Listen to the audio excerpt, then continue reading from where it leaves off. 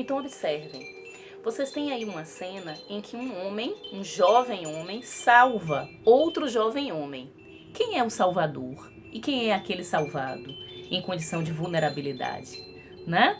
O jovem cavaleiro que é salvo é o jovem branco, né? O mancebo, da classe senhorial. O jovem que é o salvador, que é o herói da cena, é o jovem negro escravizado. A gente está tratando aí de dois jovens heróis, postos em condição de igualdade. Tancredo, que é o protagonista, será par amoroso de Úrsula no romance, como vocês sabem, porque já estão começando a ler. E Túlio, o homem escravizado, né? Vejam que esse é o primeiro capítulo do romance, Duas Almas Generosas. Vamos continuar mais um trechinho. Esse beijo selou para sempre a mútua amizade que em seus peitos sentiam eles nascer e vigorar. As almas generosas são sempre irmãs. Não foste porventura o meu salvador? Perguntou o cavaleiro com acento reconhecido, retirando dos lábios do negro a mão e, malgrado a visível turbação deste, apertando-lhe com transporte a mão grosseira, mas onde descobria com satisfação lealdade e pureza. Meu amigo, continuou, podes acreditar no meu reconhecimento e na minha amizade. Quem quer que sejas, eu te prometo, sou para ti um desconhecido, e ainda assim foste generoso e desinteressado. Arrancando-me a morte, tens desempenhado a mais nobre missão de que o homem está incumbido por Deus, a fraternidade. Continua agora, peço-te, em nome da amizade que te consagro, continua a tua obra de generosidade, porque sinto que tenho febre e não me posso erguer.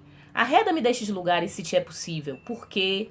E a voz, que era fraca, expirou nos lábios, porque ligeira vertigem precursora, talvez de um mais prolongado sofrer, de novo lhe ofuscou a vista, e as faculdades se lhe afracaram. A febre tornara-se ardente, e o mancebo exigia mais sérios cuidados.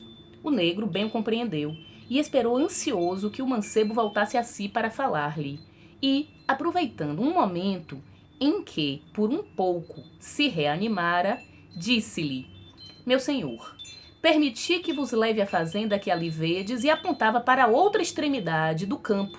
Ali habita com sua filha única a pobre senhora Luísa B., de quem talvez não ignoreis a triste vida.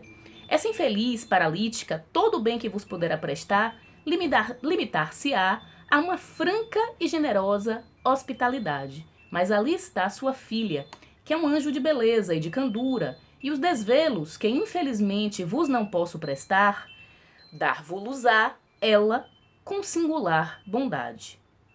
Imerso, entanto, em novo cismar, o mancebo parecia nada ouvir do que lhe dizia o jovem negro, deixando-se conduzir por ele, que como se fora leve carga, o levava sobre seus ombros nus e musculosos. Foi um momento de meditação, a febre, a dor e o movimento arrancaram-no a ela, e soltando um frouxo suspiro, perguntou ao seu condutor, como te chamas, generoso amigo? Qual é a tua condição? Eu, meu senhor, tomou-lhe o escravo, redobrando suas forças para não mostrar cansaço. Chamo-me Túlio. Túlio, repetiu o cavaleiro. E de novo interrogou. A tua condição, Túlio? Então, o pobre e generoso rapaz, engolindo um suspiro magoado, respondeu com amargura, malgrado seu, mal disfarçada. A minha condição é a de mísero escravo. Meu senhor, continuou, não me chameis amigo, calculastes já. Sondastes vós a distância que nos separa? Ah, o escravo é tão infeliz, tão mesquinha e rasteira é a sua sorte que... Cala-te, ó, pelo céu, cala-te, meu pobre Túlio, interrompeu o jovem cavaleiro. Dia virá em que os homens reconheçam que são todos irmãos. Túlio, meu amigo, eu avalio a grandeza de suas dores sem lenitivo, sem remédio. As dores que te borbulham na alma. Compreendo tua amargura e amaldiçoo em teu nome ao primeiro homem que escravizou a seu semelhante. Sim, prosseguiu, tens razão. O branco desdenhou a generosidade do negro e cuspiu sobre a pureza dos seus sentimentos. Bom, esse é um trecho importante do romance Úrsula. Não à toa, Maria Firmina dos Reis decide que ele abrirá o romance. Ele faz a apresentação dos personagens e eu queria fazer algumas questões já aqui para que vocês prestassem atenção, anotassem e a partir dessas perguntas escrevessem as suas interpretações, os seus sentimentos sobre esse primeiro momento do romance que nós estamos aqui estudando. A primeira questão é: Maria Firmina dos Reis, já no prólogo que relemos aqui, abre dizendo da consciência que tem sobre a sua condição. Uma mulher que escreve inclusive sob pseudônimo. Ela diz uma maranhense, uma mulher que tem a total lucidez sobre a circunstância em que ela está. Ela é uma nordestina, uma maranhense, mulher negra, legatária da herança maldita da escravidão, tentando publicar seus escritos, publicizar e circular o que escreve num Brasil, num lugar em que só homens brancos escrevem e publicam. E ela, muito ciosa, muito ciente, muito inteligente quanto ao seu lugar humilde de escrita, que é um lugar também escravizado. Por mais que ela não fosse escravizada, ela era uma mulher liberta, mas ela estava escravizada nessa condição. Ela estava encarcerada, amordaçada, né? Observem que ela ficou 116 anos com esse romance Úrsula para ser descoberto, com toda a sua obra, não só esse romance, não é? Para ser descoberta. Ela tinha plena lucidez histórica sobre este fato. Ela estava encarcerada e ela decide escrever contra a escravidão. Úrsula é o primeiro romance abolicionista do Brasil, escrito por uma mulher negra publicado em 1859 e não circulado, não colocado nas escolas, nas universidades, por pelo menos 116 anos. Só agora no século XXI, por esforços de críticos, críticas, bibliófilos, enfim, pesquisadoras de todas as áreas, é que Maria Firmina dos Reis começa a ser estudada. Ela ficou amordaçada, encarcerada em tudo que ela pensou, que ela escreveu, em todos os seus sentimentos, né? Que ela se esforçou para pôr no papel por mais de 100 anos nesse país. E ela tinha total lucidez sobre o que ia acontecer com a sua obra. Né? O mais incrível é isso, o mais genial da Maria Firmina é isso. E aí ela coloca 2 protagonistas brancos. Vocês podem dizer, poxa, professora Denise, é um romance abolicionista. Ela está lutando contra a escravidão, contra a subjugação da população africana, da população negra, afrodescendente, ali no século XIX no Brasil. Por que ela não colocou logo os protagonistas negros? Essa pergunta é que eu queria que vocês respondessem, refletissem, tirassem suas conclusões. Maria Firmina não está mais aqui para a gente perguntar para ela. Então, se colocando no lugar dessa mulher escravizada, de alguma forma, né? Porque ela era liberta, a condição dela era liberta. Mas ela estava encarcerada nesse lugar de mulher negra, pobre nordestina, naquele Brasil escravocrata. Por que ela decide, como um recurso, uma ferramenta, uma estratégia, uma ginga, né? Ela decide pôr na frente da tela como protagonistas 2 personagens brancos. Úrsula, a mulher branca da classe senhorial, que dá título ao romance, e Tancredo, olha o ato falho, e Tancredo, seu par romântico, um cavaleiro, um mancebo de nobres sentimentos.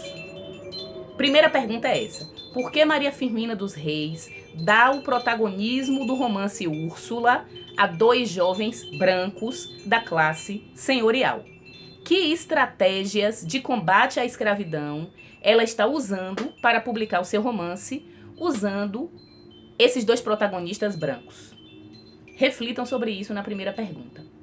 A segunda pergunta: eu queria que vocês, na leitura de todo o livro, mas principalmente desse primeiro capítulo, Duas Almas Generosas, eu queria que vocês listassem todos os adjetivos que a Maria Firmina dos Reis atribui a Túlio, esse homem negro escravizado, que aparece no primeiro capítulo, já na abertura do romance, em par de igualdade com o homem branco.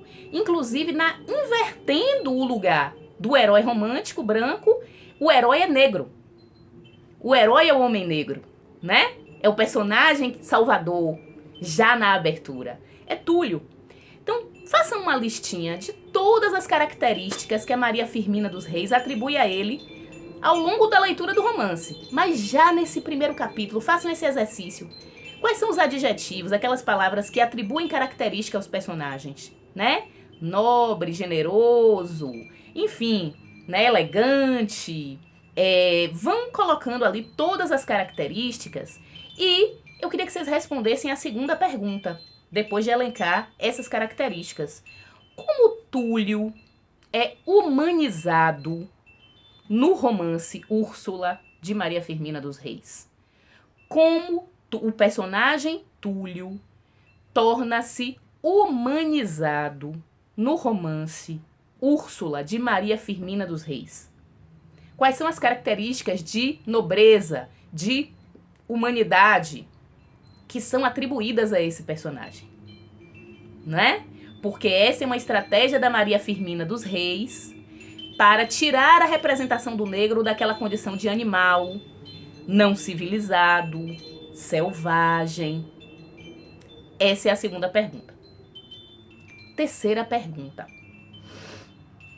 Maria Firmina dos Reis, ela sabe que ela está incluída numa sociedade em que a classe senhorial é católica.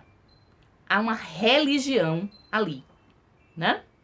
Então, ela precisa usar os valores cristãos católicos para nomear os personagens do romance, as personagens do romance.